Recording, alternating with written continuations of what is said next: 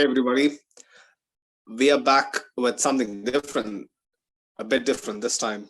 We actually thought of doing this for a bit now, but I think this is the way to go forward to get immediate reactions right after games.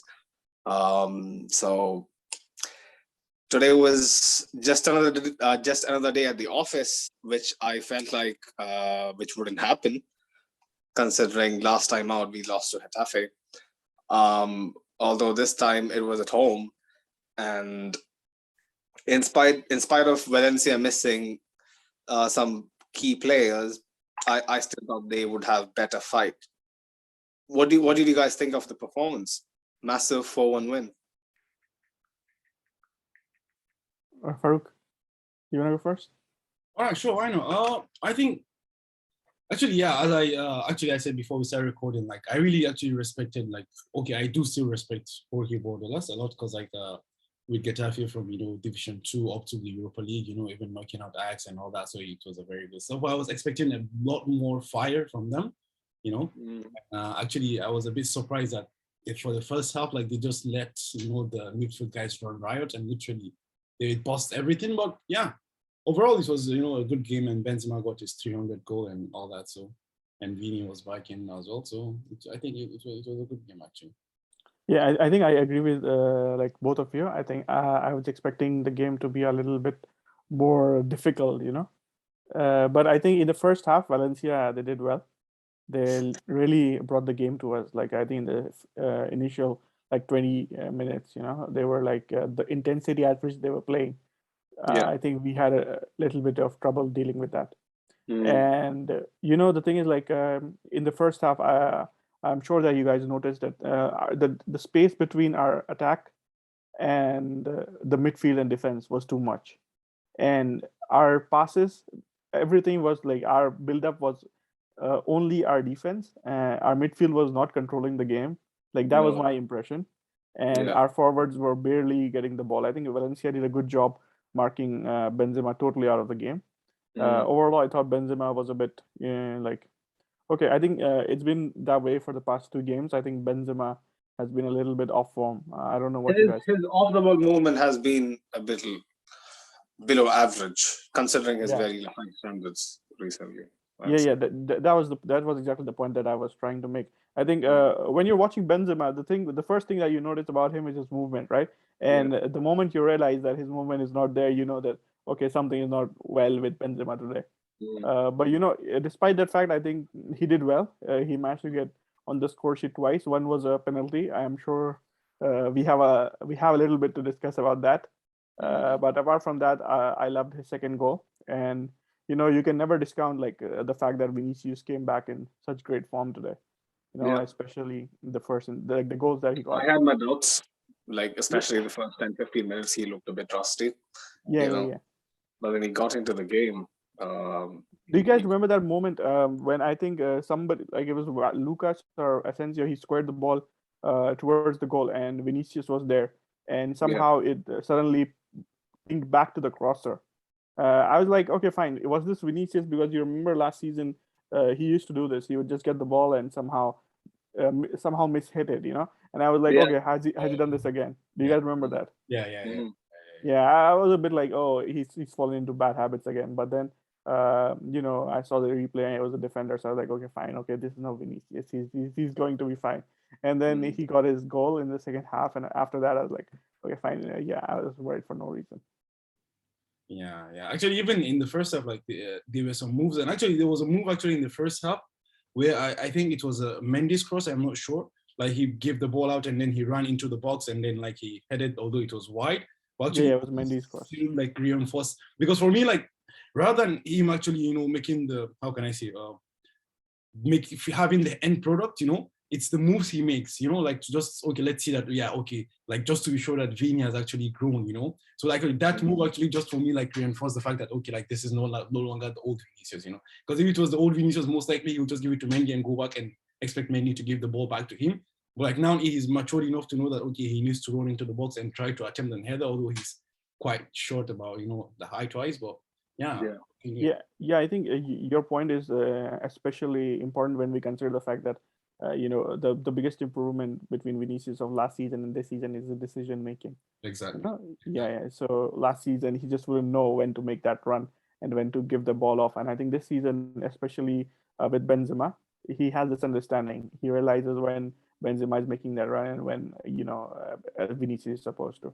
So I saw that play that you're mentioning about, and I think I thought that it was a good play as well. But I still had some of the doubts especially because Vinicius hasn't missed a game this season, right? Because he's been playing continuously, and this was the first stretch of games that he was missing. And the last time, like against Getafe, the team came back and they had some rustiness about them, and they needed some time to get into groove. And today was Vinicius' first game after the break, right? Yeah. So I was like, yeah, let's see how it goes. But then I think there was nothing to be afraid about. Actually, Mo, you pointed about something about understanding between Benzema and Vinicius. Actually, I feel like now it's the time to have like a standard front three. Not today, Rodrigo, and tomorrow, Asensio. To be honest, I don't know who it should be, but I feel like we just need to get someone to standardize that position. It's simple as that. Just what you said. Like, you don't know who the third guy should be exactly, which is why there wouldn't be a constant. But I think it just has to just have to flip a coin and just take it. It's a gamble. Like someone gotta go game by game. No, man, I think just put someone and just like play them for 5 games and see what happens. We know two of the 3 is constant, So just third person, play them for 5 straight games and see what happens. I think based on today's game, I think if we were going to do that, if we were going to stick to a constant front 3, I think based on today's game, Asensio, like, he took a big step forward. For me personally, to be honest, but actually that's what I was gonna come to. Like, to be honest, like, I really wanted Asensio to get his goal. Like, his finishing was a bit rusty today, but like I feel like really like give him the chance, Asensio can step up. But also, you just look like if it's Rodrigo also, if given the chance also, because I feel like now most likely what happens is maybe Asensio also plays in the next game against Barca, and then Rodrigo comes back, and then all the progress Asensio has achieved also goes to garbage then. Okay, not exactly, but like it's been stunted, like it's not achieving like continuous progression. So the progress is being stunted, and then Rodrigo does some things, and then he goes back, and then he comes back. I feel like we need that continuity because, as you pointed out, like there's a sort of like a telepathy that exists currently between Benzema and Vinicius, and this comes from playing together. It'll come with time, in my opinion, but at least for the immediate future, in my opinion, how Carlo should approach this is by rotating them as subs. If Asensio starts the game, Rodrigo comes in. If Rodrigo starts the game, Asensio comes in. It's simple as that for the last 20-30 minutes. If I may say something, I just want to address the point that you were making, Sunat. It's like I think if Asensio starts, Rodrigo comes in as sub. But I think it should not be necessary that Rodrigo always comes in as a sub for Asensio. It could be anybody. Like, he could come in place of like, say, Vinicius, because Vinicius was subbed off today, or Benzema. Yeah, exactly. But like the right wing situation, I think that's how Carlo should maneuver it. Like, I don't think it's as clear cut as some may think. It's still up in the air, still up for grabs. So yeah, that's a topic for a whole episode. But as you guys were mentioning, those two those two guys have been doing their own thing pretty much since September. Like, Vinicius and Benzema has been like 2 of the best players in Europe. But going back to the first goal, how much do you think we got away with that, and how much do you think it's a clear-cut pen? For me, it's a 50-50 actually. Like, I felt like, just as Ian Dark was the commentator on ESPN, if I'm not mistaken. So as he said, like, if the ref had given it, it's a PK. If he hadn't given it, and VAR wouldn't have said to him to give a PK. But actually, there was something which they said, which I found, actually, it was the first time I heard, I did not know. It's that if there is a contact, apparently VAR doesn't cancel the penalty, no matter how light the contact is. Yeah, that's a rule in Spain. That's what Sidlow was saying, right? Actually, I did not even know this, actually. I just learned it today. On the even I'm surprised. Yeah, but it felt so, I don't know, like it kills the point. Because for me, I believe football is a contact sport. If you can take the contact, then just stay at home, don't come into the pitch, or go and play tennis or golf. There are other like contact sports.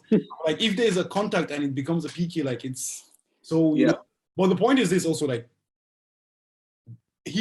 there was a contact, right? So like for Yeah. sure, Casemiro should buy this contact and maximize the contact to get a penalty. That's just it. If it was against us, I would have felt like very bad because it would have been a very harsh penalty. But like as I said, like even if the ref had not given it, it would have been okay. If you had given it, it's just a 50-50 for me. For Yeah, me, for- yeah, okay, go go on. ahead. No, go ahead. No. Go on. Okay, fine. For me, I see it from two different angles, all right? One is the angle of a Madrid fan. The second is the angle of a football fan. The football fan angle, I think I agree with Farouk. The thing is like this was a 50-50. This was, let's say, a soft penalty because if the referee had not given it, I think most people would have understood it, But the thing is like Casemiro, when he takes the ball into the box, the ball goes away from him. Yeah. And he sort of does initiate the contact, Yes.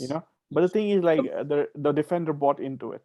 Exactly. The main thing is the ball goes away from him and he actually takes hold of the situation and tries to flick it the other way.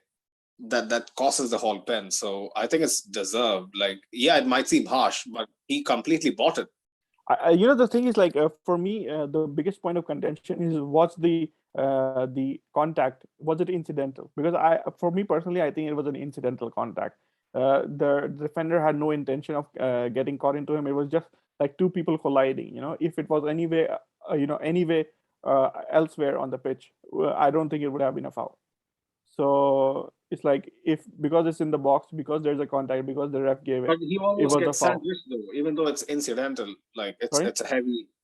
Like he almost gets sandwiched, right? Like he almost gets like in the way of where Casemiro. If you see the action, it's like Casemiro, he touches the ball goes away from him, and then he sort of uses his right foot to right or left foot, I don't exactly remember, but he uses his foot to get inside the defender behind him from the other side. And while he's moving and the defender is looking towards like his back is towards the ball, so he tries to turn around and then he sort of incidentally their feet collide and then Casemiro fell down. But then I think it was a very well like, bought pen. Like yeah, I agree. For me, like I said, there are two ways of looking at it, right? There's a football fan way of looking at it, and then there's a Madrid fan way of looking at it. The thing is, like Madrid, we don't really get penalties, and there have been more clear penalties that have been denied to us. And I thought, like overall, us getting the rub of the green once totally is like, deserved it. I think we deserved it. Football games, 11v11, people sitting deep, people sitting tight. Like Valencia was very organized, so we needed that moment of spark from Casemiro. Like big ups to him, man. Like he got the ball, he intercepted the ball, drove all the way into the box and bought the foul. Like for me, it's a pen. It might seem harsh, but it's a pen. Oh yeah, definitely. I think there's nothing in the rules that you can say that it should not be a pen, because once the referee gives it, there was contact. That's a fact, right? That's not a subject of opinion. There was contact. So if the referee gives the penalty, I think he is within his rights. And for once, Real Madrid are getting the luck for them. So I think people should not complain because we need to get the rub of the green sometimes, And the thing is, like football is like you cannot have it become an objective game, right? It is a subjective game. The fun it comes from the subjectiveness of it. So referees do make mistakes, and they make mistakes every time.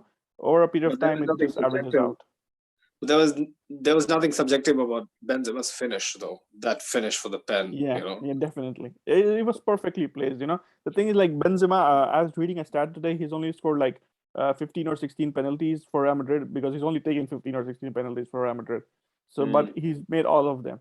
And then you look at his stats. Like today, he's already scored 301 goals, right? And then you realize there are like 70 or 80 penalties that he could have scored. And then we would be looking at a goal scorer who had scored like almost 400 goals for Real Madrid. So the impression that people have totally changes, right? Because right now it's like, oh, Benzema doesn't score enough, and now it's like 400 goals racked. Yeah, Benzema does score enough. But he's in good company though. The four others who did it before him, like considered to be absolute greats of the club. So Benzema is right up there. I think it's 3, right? It's like just 3. Yeah, I think Di Stefano, Puskas, and Di Stefano, Raul, and Cristiano. He's the 4th guy. Okay, my bad. Actually, I think he can pass Di Stefano this year. Yeah, I think he's only 7 goals behind him. Yeah. So very soon. I feel like he can go past Raul also because he's, I think, 21 goals or 22 goals behind Raul. I think Raul has 323, so it's probably 22 goals. So he has 22 goals behind him. Yeah. By next season, if he's still here. Nah, man, he's gonna go past I think he'll be here. He's not. He can go past him this season, man. Really, I feel. I don't know. Well, it's a big This ask. season? Yeah. Let's. I'm all for being optimistic, but For me personally, I think he'll take until next season. Right. So the second goal, brilliant stuff again from Vinicius. The thing is, like, when you look at Benzema and Vinicius combining, it's just a thing of magic. You can just applaud. So I think it was a good goal. There was a little bit of an element of luck when Vinicius, he was able to put the ball. I think he improvised pretty well too, right? He did. Yeah, definitely. I think it's like Vinicius' game is based on improvisation. Exactly. Yeah. Yes. We made our own luck, to be frank, throughout this game. I agree. I agree with that. So I think Vinicius, he takes the ball past the defenders, like be it luck, be it whatever. He improvised and he got the ball beyond them and then he scored. So that was a well-worked goal, in my opinion. Third goal again. There's this belief I have, like, for someone, like, for there to be a goal, someone has to make a mistake, and then that's the only way you can eventually, because if everyone becomes perfect, then you need a worldie to break the deadlock. But for every goal, there has to be a mistake somewhere. Someone has to trip someone penalty or like. I hope the Luka shot went in. Like that was something. Like he faked the shot, like cut inside, got onto his left foot. It hit the underside of the crossbar. Very unlucky. Personally, for me, I think Madrid deserved that goal. I was just praying that somehow the refs' watch would ring and it would be a goal. Exactly. Actually, other than even the goal, like I felt the build-up play to that chance was like so nice. Like it was such smooth. I think it was Benzema. I think it was Asensio, Benzema, Vinicius. I think back to Benzema again. I can't recall the exact sequence, but it was quite smooth. It was a very smooth sequence. Actually. Yeah. Militao had a good chance. I think he has been seeing our podcasts. Like he's getting on at the end of very good chances and managing to keep them on target, which I haven't seen him doing much. And I'm all here, bro. If you want to hit me up,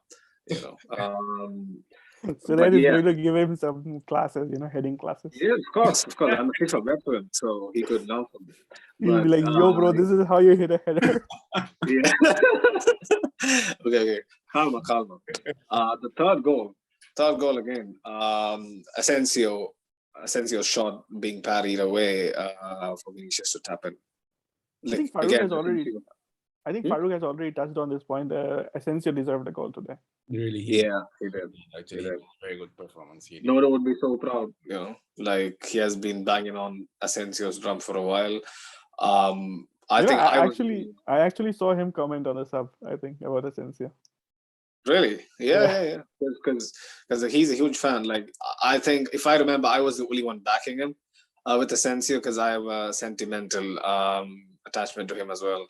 But I don't think many people were actually confident about how much he's gonna come back and do bits. But yeah, like he's getting there. He's getting back to his very best, and hopefully he gets. Like for me personally, I would say this: like Asensio, we all had huge expectations, but since that injury, it has sort of gone down for him. But even before that, if you guys remember in the bad 18-19 season, I thought that Asensio showed a little lack of leadership. And I think that's my biggest issue with him even today. It's like this guy, he needs to step up and, take charge of things. And sometimes he's a bit hesitant. But overall, I would say like on present form, I think Asensio should be recalled to the national team. National team is none of our concern, but yeah, like he sure deserves a shot. But like you made a very valid point, which even I had thought of myself. Like when things don't go well, Asensio is one among the first heads to drop, which I don't like. Like he needs to find motivation within himself when things aren't going well.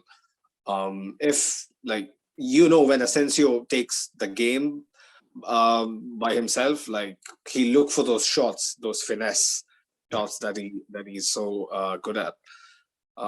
Yeah, hopefully he gets. You said that Asensio is looking for shots, and I think that today Asensio was trying to figure out a way to make his shot go. But I think Valencia, they did a really good job. Yeah. Yeah, Borderlands. people know he tries to cut to his left and call one in.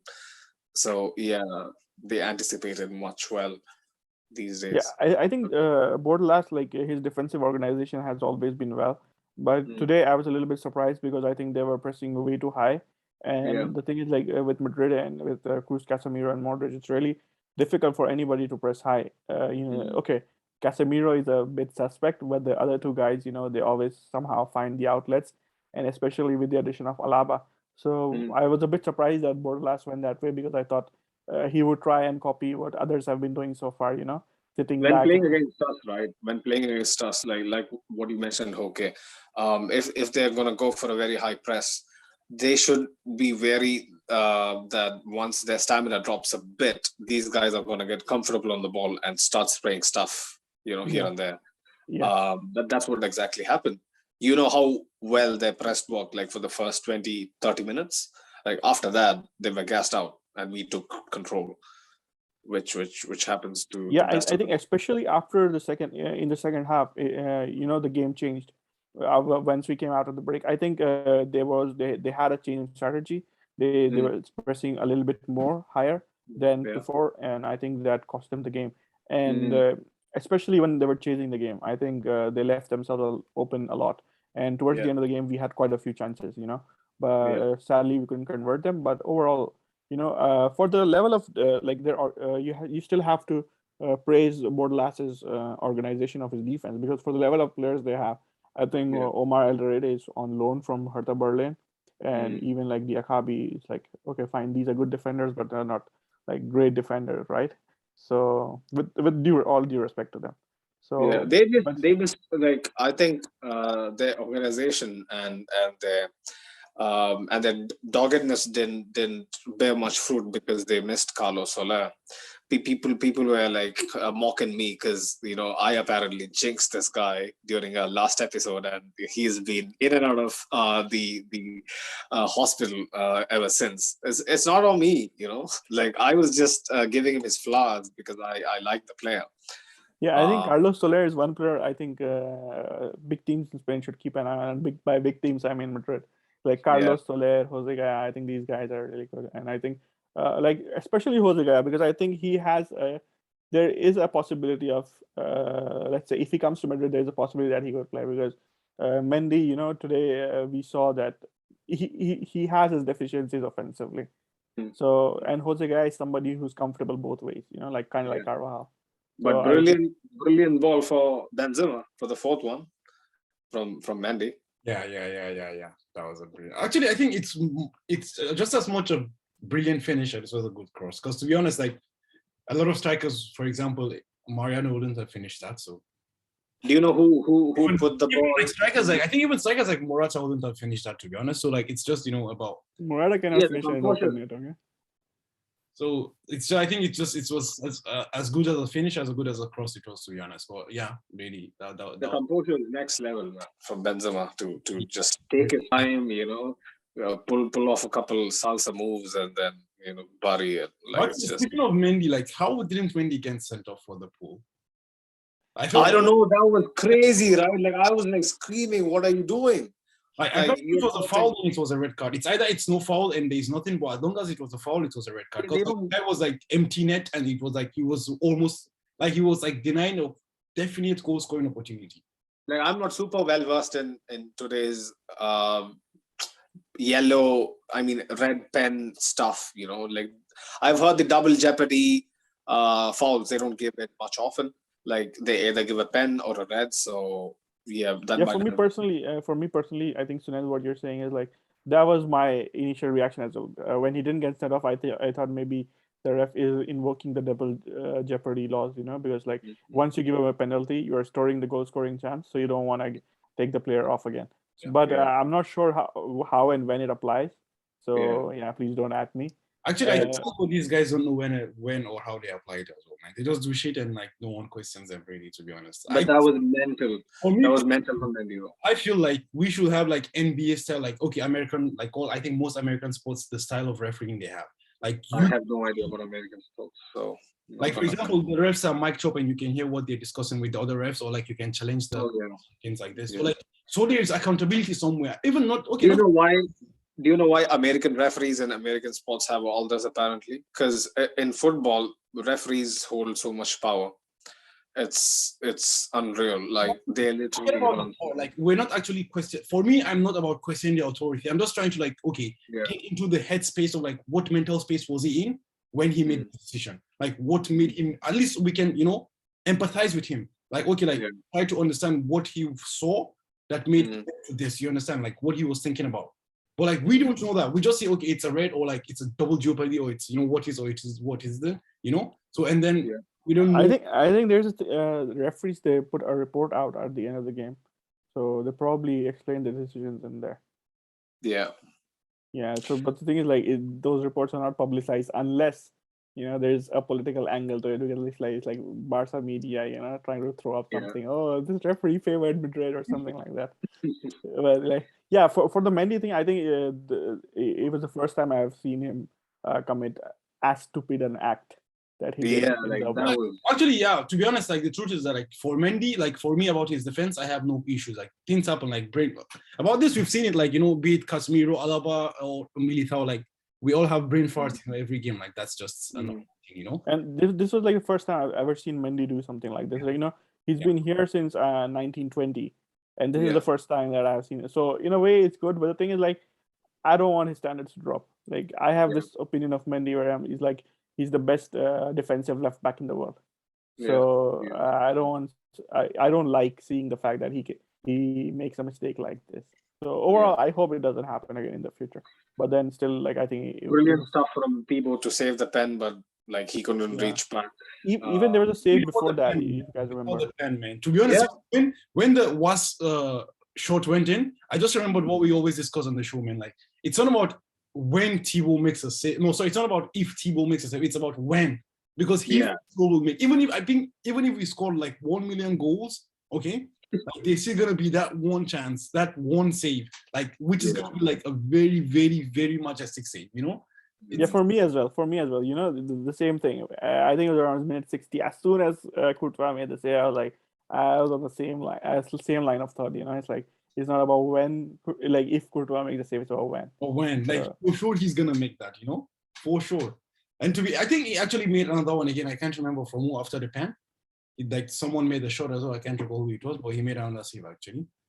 I think the thing is like our defense, especially without when Casemiro and Modric went off, I think our midfield suffered a little from like we had a little lack of organization. So it's sort of left us open. There was one instance like when I saw Ceballos and Camavinga both at the right side of midfield. Exactly. Yes. But that was on my mind as well. I was wondering like why are they occupying this space?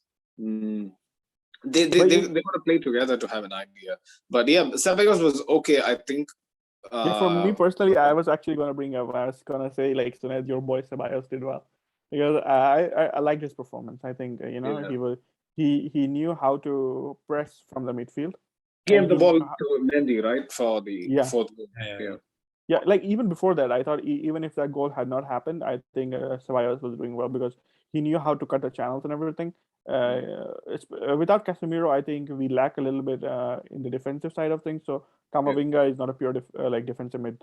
So I don't really. But you saw the tackle on Gaia and Diakavi together. They just I don't really know what that tackle was. I don't really know. Why would you? That's fucking a GFX from a local, Indian movie, right? Like how they just flew in the air. And it's like after he makes the tackle, he's like, "Oh, foul for who?" That was mad. Yeah. But overall, I think it was a good game for us. I think towards the second half, it was a good game for us, even though Benzema was not at his best. But still, you can like count on Benzema to always know when to score. Yeah, brilliant stuff. But the boys, like we needed to get back to our ways as soon as possible, and against a depleted Valencia at home, we had no margin for error, and we got the job done. Before we wrap the match reaction up, man of the match for you? For me, I don't know. Like I don't really have a clear cut like choice of man of the match because I thought Courtois did well and Vinicius did well. So for me, those two would probably be the most obvious choices. Farouk? Well, for me, I would say Asensio. I really did like his performance today. Oh yeah, definitely. I forgot, but I think Asensio was also pretty good. Well, actually, Vinicius also. I think Asensio or Vinicius or anyone, either of them. But I would want Asensio just because he didn't get the goal, so let him get one goal from me. Fair. For me, it's Vinicius. Again, the difference maker. Proved my doubts wrong again. And I just hope it continues. Talking about continuing stuff, we have a big game on Wednesday. Nah, it's not a big game, man. It's just a garbage game. What? It's a garbage game. It's a garbage game. But any game against Barcelona is a big game, regardless of what competition, what stage of the season we are in. So, any thoughts? It's in Saudi Arabia, a place that I hold very close to my heart. I grew up there for 20 years. It's in Riyadh. And you should replace the S of Sunay with the dollar sign. Nah, maybe. But any thoughts going into the game? Like, who do you think should start? Who do you think should be rested? Yeah, for me personally, the thing is like, first of all, we have to deal with the fact that this Super Copa, for some reason, is being played mid-season and not at the start of the season because this is essentially a glorified friendly.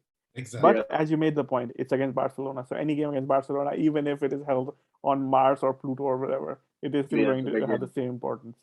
So for me personally, like in the back of my mind, I was thinking like, okay, for Super Cup, I think Benzema shouldn't play.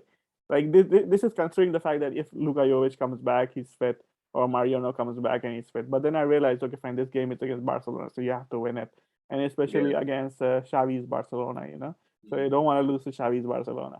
So Xavi's Barcelona drew again against Granada away today. Yeah, even that, you know, that only makes the point even, you know, it emphasizes the fact that we have to win against them. Yeah. Because although they drew against very crucial players, they're missing Ansu Fati, they're missing. Oh, Fati's going to be back on 12th. Really? Yeah. Okay.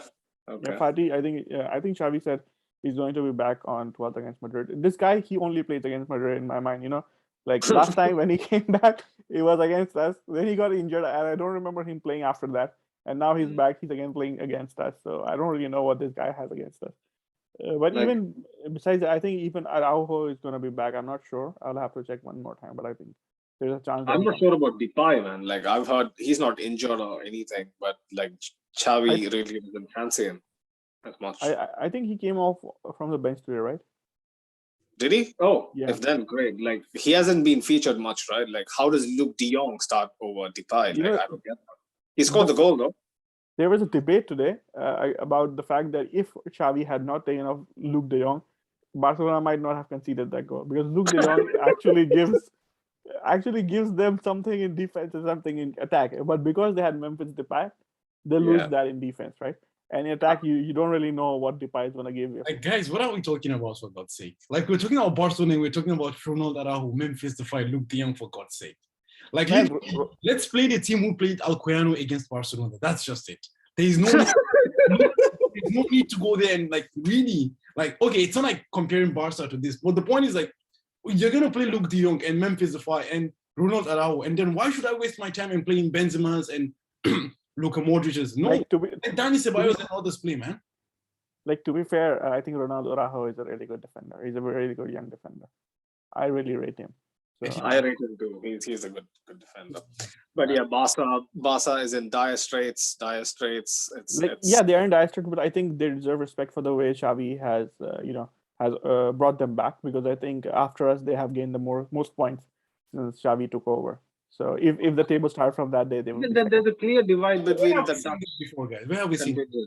We saw a certain legend go to Manchester United and did something and got a job, and we know what that is now. So it's just all same. No, you shouldn't compare Ole and Xavi, man. I don't know, man. It's just all same garbage, man. Really. Ole got relegated with Cardiff, bro. Let's not go there, you know. Oh my god. Yeah, okay. So the thing is, like, I get Farouk's point, because I think Ole won the title with Molde Do in we give United? Now he gets the point. Exactly. Oli was in so what's it called? In Molde in exactly Norway. in the Norwegian league. Xavi was in the Al Qatar Sadd. league with Al Sadd, right? So Yeah, what? you're Sunay's neighbors. What's the They're difference? not my neighbors. You fucking racist. Bro, Xavi has much more, I think, up his CV, even though he is just managed in Qatar. Really, than it's all not- the let's other not hand. go there, man. And he'll Xavi as a player, for sure, 100% has my respect. But not until he shows me something as a Barcelona manager. Then it's an uphill task, bro. It's an uphill task. Like he has to fight. He has to fight the board. He has to fight the fans. He has to fight all the other teams in La Liga that mock them, that undervalue them. He has to fight the Dutch Memphis Depay. Yeah, he has to fight Memphis Depay. He has to fight Luke de Jong. He has to fight all the Dutch people, man, in Barca at the moment. Like I've heard it's crazy out there where there's a clear divide between the homegrown Spanish people and the Coleman guys, you know. So Barcelona in the squad. Yeah. That's something I did not expect. Even like you could actually see this, like even even before now, like Barcelona has always been running cliques. I think even it's same for Madrid as well. Like you guys have your cliques and you do your things, you know. So that's how it is at these big clubs. Even at United now, like earlier today, I was reading something like that's a problem like Ralph Rangnick is facing. Like there are guys who are like, okay, they're the big guys, and there are guys who are like, okay, we're open to learning this, and there are guys who are like, who is this guy? The funniest thing was like Harry Maguire leading a rebellion against Cristiano Ronaldo. Harry Beckenbauer, apparently. So predictions, boys, against Wednesday. Against Barcelona. Yeah, I don't really know, but it's like it's Xavi's Barcelona, but I still expect us to win. At least like even if it's 1-0 or something, I still expect us to win because I think we are too good for them. Yeah, I think tomorrow, like I think we're gonna win, but actually I want us to lose the game so we don't play too much games, man. Like we're traveling to Riyadh to play Barcelona for God's sake. To be honest, I agree with Farouk. I think Benzema could do with the rest. Like really, it makes no sense. I just pray like at least he keeps Benzema and Modric out of the game. For me, this is just what I want. Yeah, same for me. Thibaut should be rested. Benzema should be rested. Modric should be rested. Casemiro should be rested. All the big guns take a rest. We can't play without Casemiro, unfortunately. I don't know about that, man. Like he needs some rest. If big man dies, we're gonna bury him there, and his tombstone is gonna be our 11th player, man. There's no way. I feel for you. I feel for you. Like I know our midfield and the defense makes you think that, but we gotta get through games without him as well. That's my point. Like, why are we playing like a semi-final over Copa del Rey for God's sake? Like, over what's it called? Over Super Cup. It's a Super Cup, and it's even if we win this trophy, we wouldn't count it as a trophy won, except if we're Barca fans. Yes, exactly. That was the point I was going to make. You know, there's a trophy called Intercities Fairs Cup. Nobody participated in that, but they still counted. I don't know for what reason. Well, it's still a trophy. It's nothing much, but it would be nice to win it. Like I like silverware. Like if it was up to Barcelona fans, they would have this Gamper trophy and they would play against their own second team, and then they would count it as a trophy. And they'll invite a couple of Ajax people and they'll hold hands together and say stuff in Catalan. I've been there, seen that. But yeah, but honestly, just before we wrap this segment, I would like to say I would like to see some Castilla players. Maybe like I know Rafa Marin is doing well. Yeah, that guy deserved a shot. I think this cup. I don't know how the upper board sees it, but for me personally, I would like to see some of these players play. And even Miguel, I think he had a really good game for Castilla today. So I think these guys should get a chance. I want to see more of Peter Federico. I know many people are that hyped on him, but I love the guy. I like the energy he brings, and I hope to see more of him pretty soon. Blanco is not injured, right? No, Blanco and Miguel, they played today for Castilla. And I think Castilla did a really good game. I don't know what's up with Blanco, but I feel like if Carlo could actually just give him a game, because like the guy actually showed he could do something. Like yeah, personally, I think that he's the most natural replacement to Casemiro there. Exactly. Instead of trying to shoehorn Camavinga into that, I think Blanco could do a better job. Personally, that's my opinion. Because before Carlo came, I thought that this guy was a midfielder. He was a defensive midfielder that Carlo would like.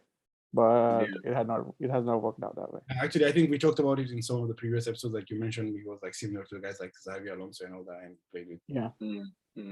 Yeah, it's interesting. Yeah, there's huge potential. Like I've always reiterated on this, that Blanco needs to be a little more bulkier, more physically imposing, even if he's short, and he has a low stature. Like if he's much more physically imposing, I think he'll be better. Like he's brilliant with his feet. He just need to develop his The thing is, like, okay, fine. Even if you're not physically imposing, I think he has that ability to know where to position himself in defense. To cut off those passing lanes. So I think when you see Kamavinga defending, that is something that is missing. So I don't know. Like personally, I think I would like to see Blanco. Fair. Before we wrap it up, any final thoughts on a Copa game which we couldn't cover, which happened against Alcoyano? I think Alcoyano, they played with a lot of intensity, right? I was a little bit worried.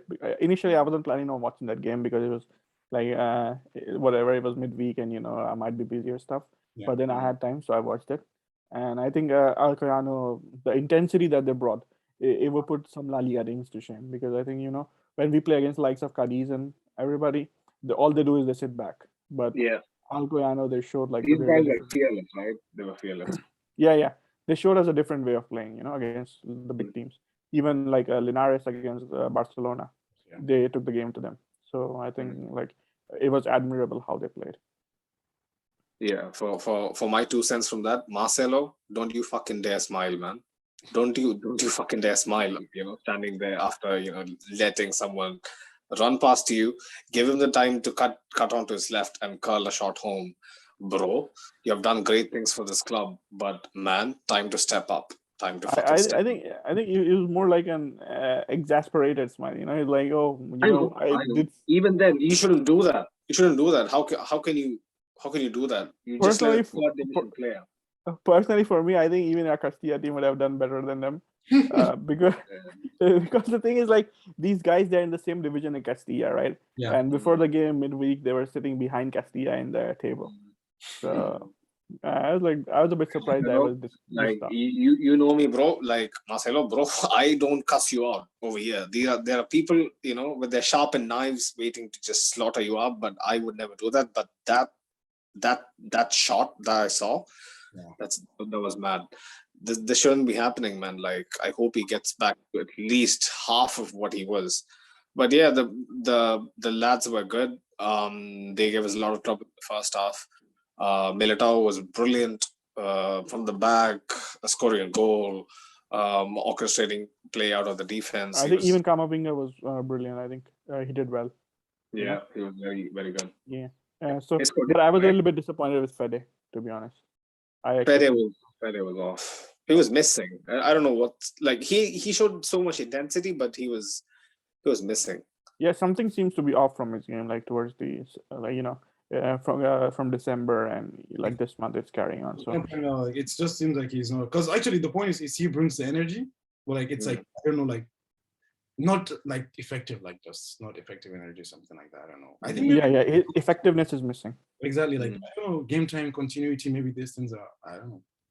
Yeah, hopefully as the season goes on, he can step it up, because I think Fede is one player who's going to be, he's going to be very helpful against big games against the likes of PSG and everybody. Because although Kamavinga is a bright young talent, the thing is like he doesn't still have the experience of playing in these big games in the Champions League. Yeah, I can tell me, since what's it called, Dani Ceballos can be the ace in the pack. I think Dani Ceballos is brings something different. I think Kamavinga and Fede, they have this ability to win the ball back, but Dani Ceballos brings. Plus, he should stop with his fucking tantrums, and like Carlo has the age to be his fucking dad. Like he shouldn't be, Actually, I didn't watch the game, but I read like he was like kind of pissed that Carlo didn't bring him on or something like that. I empathize with him. Like, I feel for him. Like I can. Like, for me personally, the way I look at it is, if it was a situation that was, too something disrespectful, Carlo wouldn't have brought him on today, because he had that fallout with Isco, and he like literally kept him out of the team, and only now he Like, brought him back. I was joking with my friends while I was watching the game. I was telling him, like I used to brag about Ceballos to my friends, like when he actually broke into the scene with Betis and whatnot. And I used to tell him, this guy is a fucking, like he's a big general, a big dog, like yeah, he's a big guy and whatnot. And then I was telling them today, look at this fucking manipulator. He made Carlo bring him on, after what happened, like in the Copa game.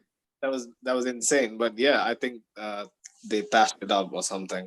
Yeah, which but was- I think Ceballos did well today, and I think La Liga is probably more his style of play than Premier League. And I think Arsenal, like honestly, I do not want to hurt any Madrid fans who are listening who might also be Arsenal fans. The thing is like Arsenal misused it. Mikel Arteta misused it. I didn't hear any of that. Okay, so moving on, boys. Hope the guys gets the job done on Wednesday. It's a competition none of us take seriously, but a win against Barca, regardless of their situation or our situation, is always nice. The one So- thing that I would want from this competition, the one thing, is Yeah. Cruz scoring from a corner taken quickly. Oh, okay. Like the year before the last. Yeah, Right. the one against Valencia. Yeah. Yeah. Well, yeah. Plenty of room for that. Plenty of room for that, I'll tell you. So that's it pretty much, boys. Until next time. Hala Madrid. Hala Madrid. Madrid.